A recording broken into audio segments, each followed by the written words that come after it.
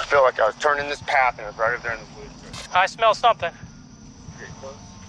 Man, see, it's strong right here. You smell it? Up here on the right. Like, could we see it? How far off was it? I mean, I saw it. I mean, without even, I was running by. Oh, there it is. Yep. Found it. Am I right? Yeah. All right, we're 1097. It's confirmed. It appears to be a female. The top half is decomposed. The bottom half has pants on or shorts. They're pulled down around the legs. When a beloved teenager from the Orlando area vanished from her home, the investigators tasked with finding her could have never imagined the twisted and shocking series of events that would eventually lead them to the most sickening of motives. On the April morning of Friday the 13th, 2018, just 3 weeks after her 16th birthday, Justice Marie Garrett awoke much later than usual and missed her school bus. Her mother, 37-year-old Danielle Pratt, who had her hands full with Justice's 5-year-old sister, asked her fiancé, 39-year-old Robert Bobby Kern, if he would drive Justice to school, and together they dropped the teen off at Mount Dora High, expecting her to get a ride home later on the bus. When Justice failed to return home that day, her mother assumed she was with one of her many friends and wasn't immediately concerned.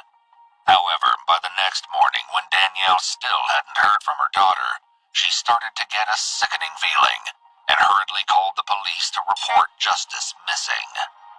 Police initially questioned whether Justice had simply run away, if only for the weekend, as the teen had recently been forced to change schools as a result of her family moving to Sorrento just a few months prior.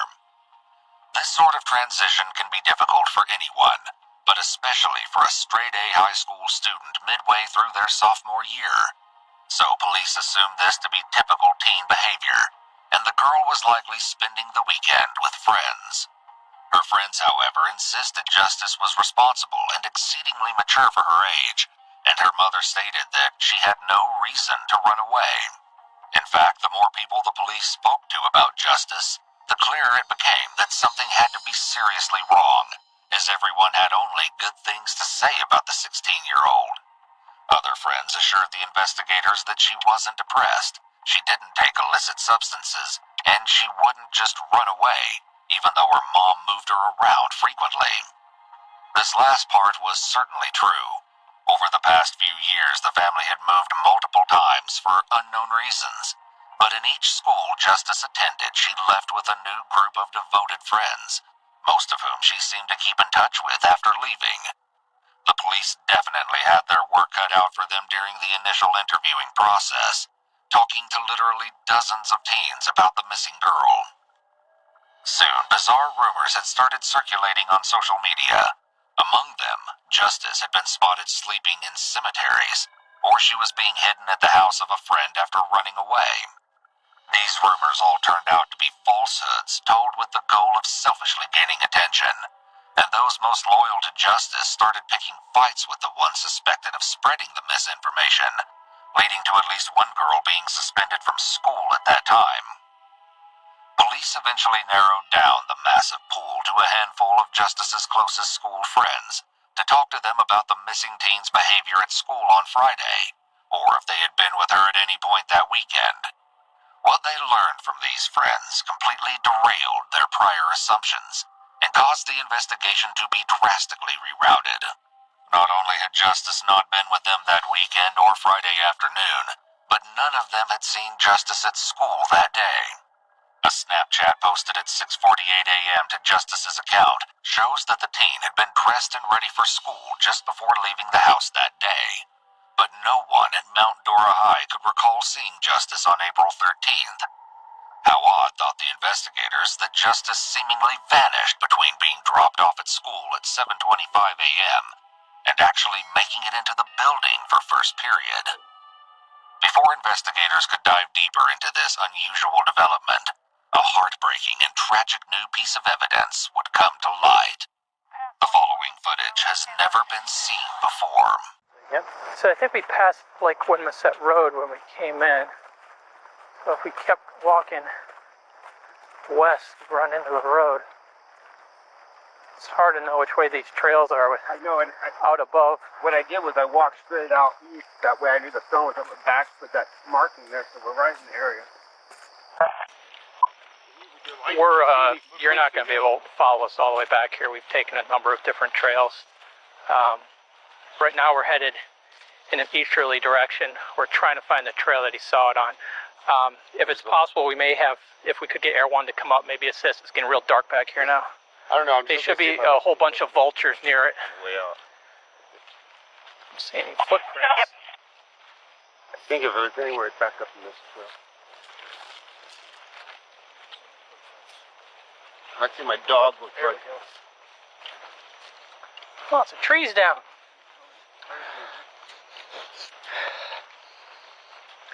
Smell anything yet?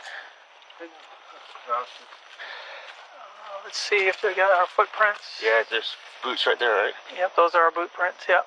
Alright, so find a different place. I smell something. Get close. Man, see, it's strong right here. Yeah, Smell I think it's up here on the right a little farther. There, yeah, we're getting there now. I mean, it's got to be right. I feel like I was turning this path and it was right over there in the woods right there.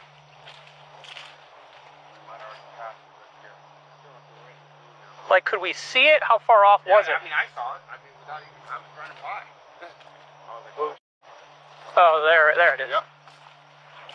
Found it. Yep. Am I right? Yeah. Alright, we're 1097. It's confirmed. It appears to be a female. The top half is decomposed. The bottom half has pants on or shorts. They're pulled down around the legs. It's about 10 feet off the trail, so. Tragically, just 4 days after she was reported missing, Justice's body was discovered in a wooded area off Gasline Road in DeLand, a town roughly 30 minutes from Sorrento.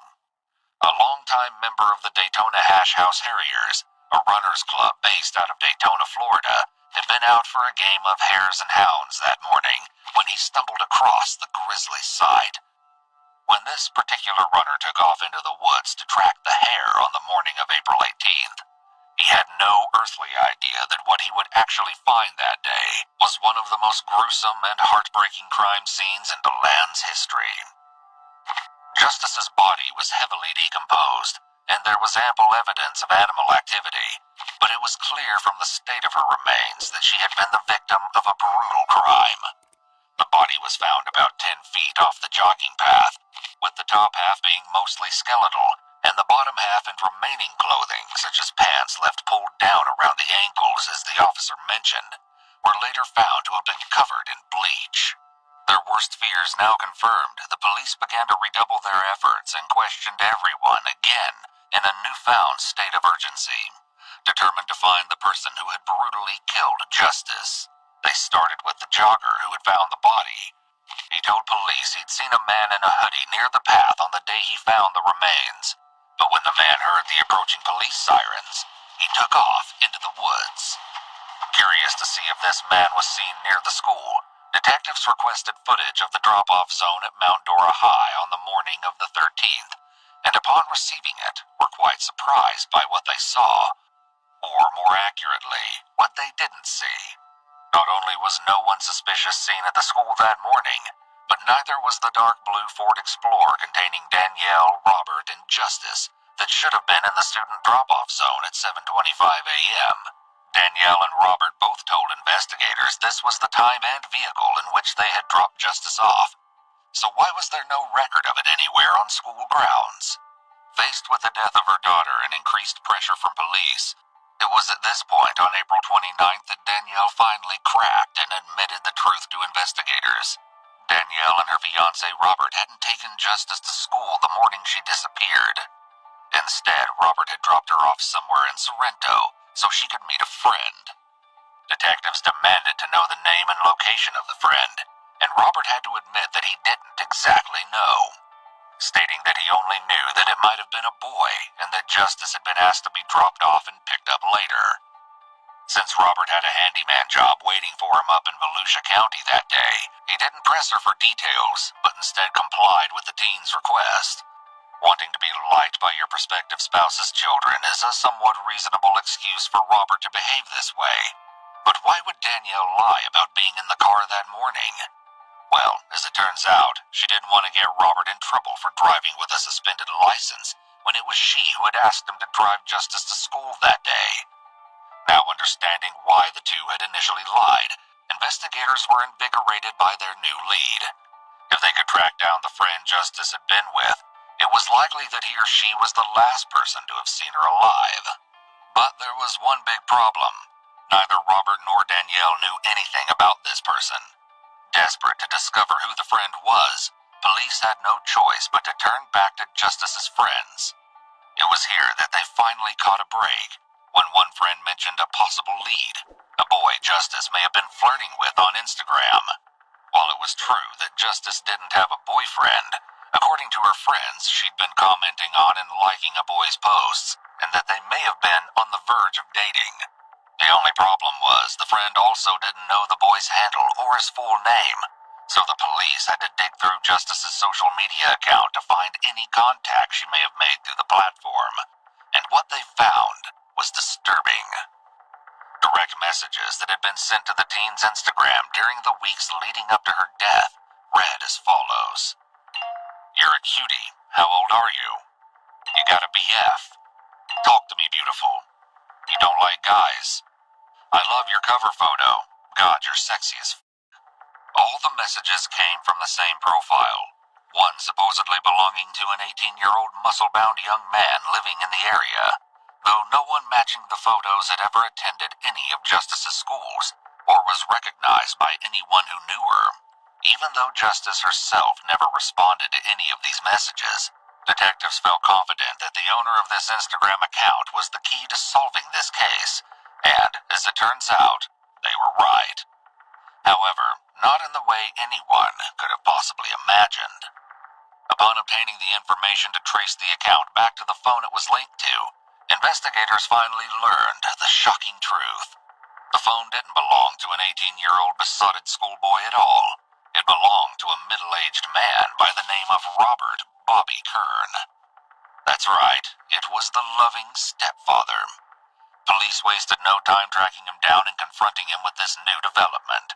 It was here the loving, almost stepfather facade broke down entirely, and Robert was no longer willing to cooperate with investigators.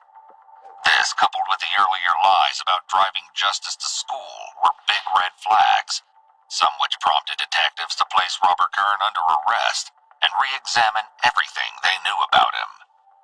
First, investigators wanted to know if Justice knew it had been Robert who had been sending her the messages, or if he had ever behaved inappropriately towards her.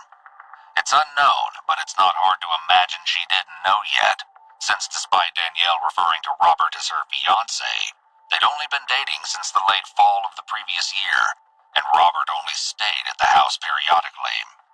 It's entirely possible Robert did make her uneasy.